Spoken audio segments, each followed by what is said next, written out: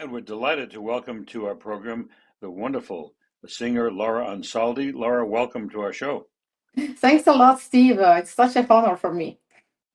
And Hi. you are calling from you're in where now? Are you I am in calling Zurich. from? I am in Zurich. That is the place where I live now with my family. I see you live in Zurich. You've also performed though all over the world. Tell us a little bit about your international career because it's quite extraordinary. Well, I was born Italian. I'm very proud of it. I had my full education in Italy, of course. Then I decided to go abroad, really for boosting my career and also for knowing different kind also of performing, of learning. I went to US quite young, when I was 23 years old. I spent in Boston 3 years singing opera.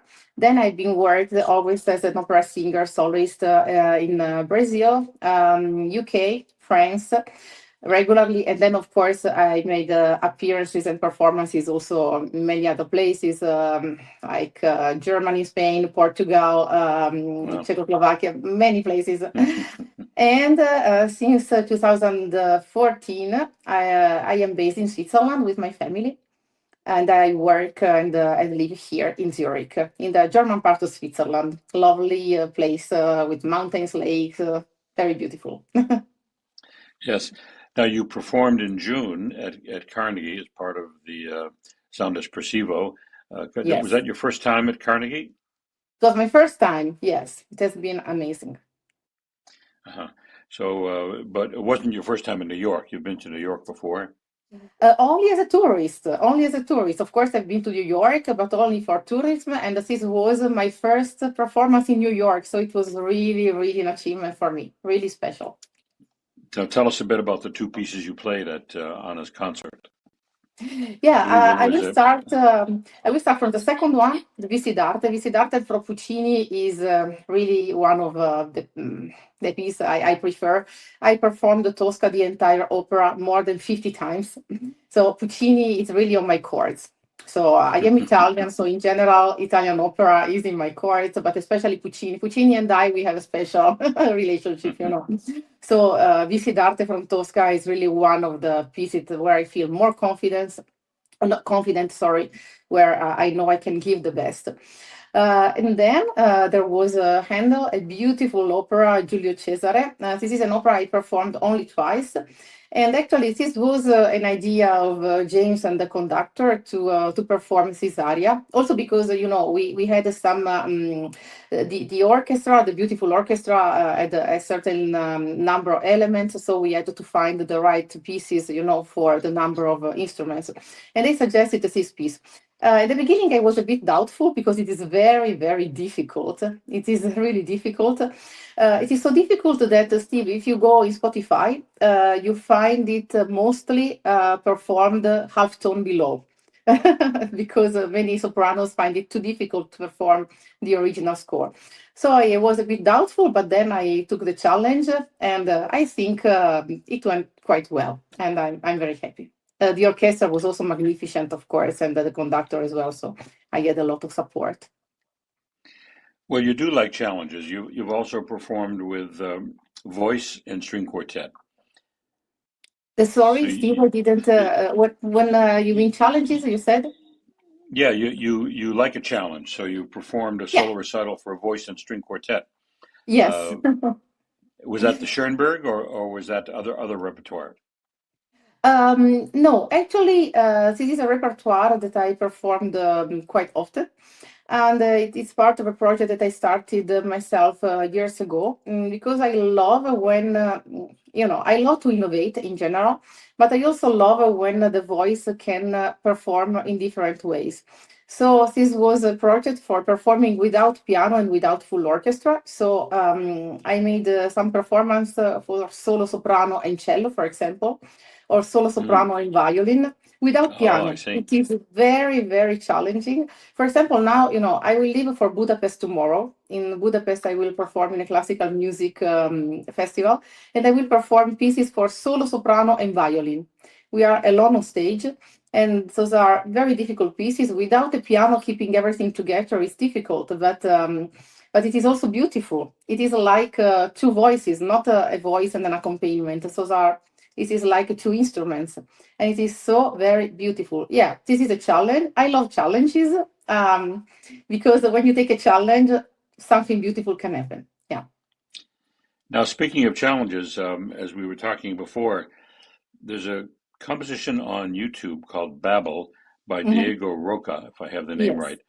Now, this is an amazing piece. It's multimedia. It's some rock elements in it. I was really quite taken with this piece called Babel, and it's available on YouTube. I think if people just put in your name and Babel, they'll get it. But tell us about Babel and how you got involved with it, and explain, if you can, this piece. Sure, thanks for asking. This is indeed one of my favorite projects. Actually, years ago, I was contacted by this amazing Swiss-Italian composer, Diego Rocca. And speaking again about innovation, as I was mentioning before, I always love to mix different musical, different ways of making music. And so Diego proposed me this rock opera. So basically, as you can see from YouTube, there are drums, there is a rock band. It is a pure rock, but with a soprano operatic voice. That is mine. So I loved this concept immediately. Of course, this was a challenge for understanding how to put the sound, because some instruments are with the microphone. I was without the microphone, so that was quite complicated. But I really felt in love with this project. I felt in love.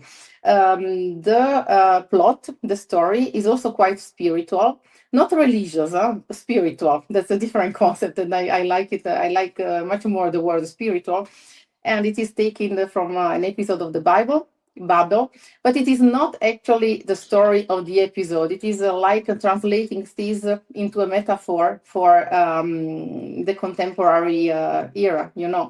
And so you have this main character. It is an opera for soprano solo. This soprano who tells the story of herself, and I find it so touching. And actually, it was a great success here in Switzerland. The audience loved it, and I'm very proud to have been chosen for this. Well, I urge anybody watching our program to go to YouTube and just try to find Babel, Babel, with Laura Ansaldi. It's a remarkable piece. Well, Laura, before we let you go, you said you're leaving for Budapest tomorrow. Yes. Uh, but what else is in the future for you for the rest of the year for next season? So, well, after Budapest, I will perform in Paris. In Paris, I have been invited to perform again at the Académie des Arts, the Academy of Arts. It is a very, very important institution, and it is the institution who awarded me last year with the Platinum Medal. And it was really the achievement of a lifetime, because this medal for us in Europe, it is a bit like the Oscars for movies. So in Europe, this academy gives medals for the most important artists in Europe. So for me, it was a great achievement. And this year, they have their gala ceremony again, and they invited me to perform. And then I am very proud that in October, I will perform in the Vatican in front of the Pope for Mm. the closing celebrations of the Jubileum 2025. And I'm invited to perform at a concert at the Vatican. It will be quite important. And I'm very proud I will perform a concert with the famous pianist Alexis Botvinov and the flutist Marco Baragli. Those are two excellent colleagues. Very exciting. What piece will you be performing at the Vatican? We have 12 pieces. The title is Trinity of the Sound, because we have chosen to make opera repertoire that is also spiritual. For example, we are putting Visi d'Arte again, because it is a very spiritual piece. We will put Pace mio Dio from La Forza del Destino, for example. So we have chosen opera arias with a very high spiritual involvement. That again, not religious, because we don't want, even if we are in the Vatican, we don't want to exclude anyone from what we want to give to the audience. So we are talking about spirituality, not about a specific religion, but we tried to put opera arias that are talking about spirituality. and that the name is Trinity of Sound. This is recital. Well, that's going to be a great honor. Good luck with that, and good luck with all your future endeavors. You're a remarkable performer and a remarkable person, and we're very delighted that you had some time for us today. Oh, I'm so honored, and thanks a lot, Steve. It was great to talk with you. Thank you, Laura. Bye.